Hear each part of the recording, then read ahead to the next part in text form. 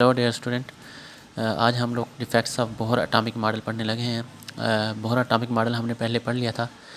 आज बेटा इसके हम ड्रॉबैक्स देखते हैं कि इसके क्या ड्रॉबैक्स थे।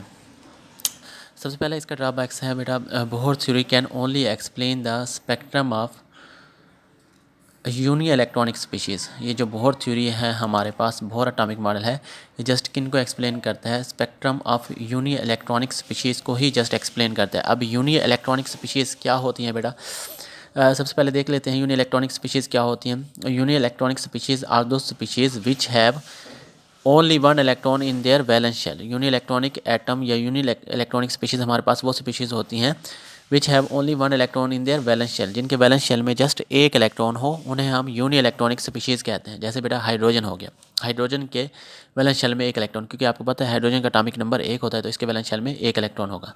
इस तरह बेटा देखें हीलियम +1, हीलियम +1, आपको पता है हीलियम का एटॉमिक नंबर क्या होता है बेटा? हीलियम का एटॉमिक नंबर 2 होता है। हीलियम का एटॉमिक नंबर 2 होता है। लेकिन अगर हीलियम से एक इलेक्ट्रॉन निकाल लिया जाए, अगर हीलियम से एक इलेक्ट्रॉन निकाल लिया जाए तो पीछे बेटा क्या बचता है? हीलियम +1 बचता है। ठीक है, यानी एक इलेक्ट्रॉन इसे निकाल लिया, पीछे कितने इलेक्ट्रॉन बचेंगे? एक इलेक्ट्रॉन बचेगा। तो बेटा हीलियम +1 भी हमारे पास क्या होती है? यूनी इलेक्ट्रॉनिक स्पीशी होती है। इसी तरह हम देखें अगर लिथियम +2, लिथियम का एटॉमिक नंबर बेटा क्या होता है? लिथियम का एटॉमिक नंबर 3 होता है। अगर इससे 2 इलेक्ट्रॉन निकाल लिए जाए बेटा, लिथियम से अगर 2 इलेक्ट्रॉन निकाल लिए जाए तो क्या बचता है? +2, लिथियम +2।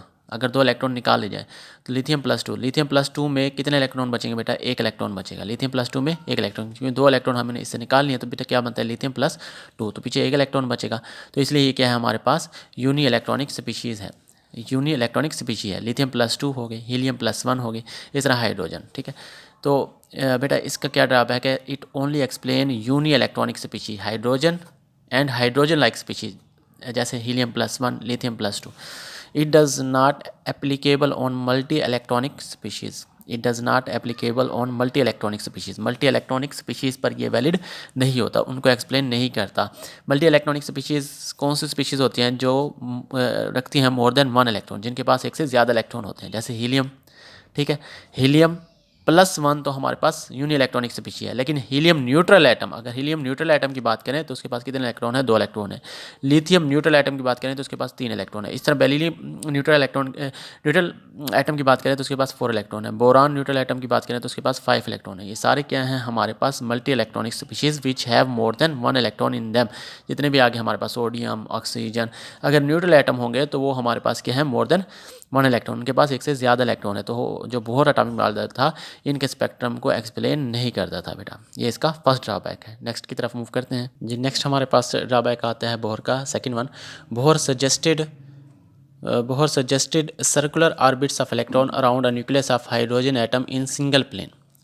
बोहर ने क्या बताया था कि जो इलेक्ट्रॉन न्यूक्लियस के अराउंड ऑर्बिट्स में रिवॉल्व कर रहे हैं, ये जो हमारे पास ऑर्बिट हैं ये किस में है बेटा? सिंगल प्लेन में है। ये जस्ट 1 प्लेन में रिवॉल्व कर रहे हैं, मतलब एक पेज पर आप ऐसे सर्कल रख लें, उस पर क्या है? इलेक्ट्रॉन रिवॉल्व कर रहे हैं, मतलब आप उसको देख सकते हैं। ये सिंगल प्लेन में है, इन सर्कुलर ऑर्बिट्स। लेकिन अगर आप मॉडर्न रिसर्चेस की बात करें, आगे हमारे पास साइंटिस्ट आते हैं, मॉडर्न साइंटिस्ट क्वांटम मैकेनिक्स में, शोडिंजर्स वगैरह, जो शोडिंजर ने अपनी एक थ्योरी दी थी, उसने क्या कहा था? शोडिंजर वेव इक्वेशन के जरिए उसने ये कहा था कि जो इलेक्ट्रॉन है वो सर्कुलर ऑर्बिट में रिवॉल्व नहीं कर रहे, वो सिंगल प्लेन में रिवॉल्व नहीं कर रहे, बट वो 3 डायमेंशनल स्पेस में रिवॉल्व कर रहे हैं, यानी around x axis, around Y axis और अराउंड जेड एक्सिस रिवॉल्व कर रहे हैं। ये आगे जाके आपको कंसेप्ट समझ आएगा कि ये क्या कंसेप्ट है। शोडिंजर वेव इक्वेशन बीएससी में आप लोग पढ़ेंगे। But according to modern research, movement of electron is not in single plane. वो सर्कुलर ऑर्बिट ऐसे सिंगल प्लेन में नहीं होती, बल्कि अराउंड 3 डायमेंशन में होती है, 3D में होती है बेटा। वो एक्स एक्सिस भी हो सकती है, वो अराउंड वाई एक्सिस भी हो सकती है, अराउंड जेड एक्सिस भी हो सकती है बेटा, ऐसे।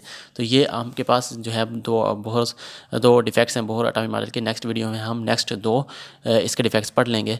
यहाँ तक इसको आप देखिएगा। Take care.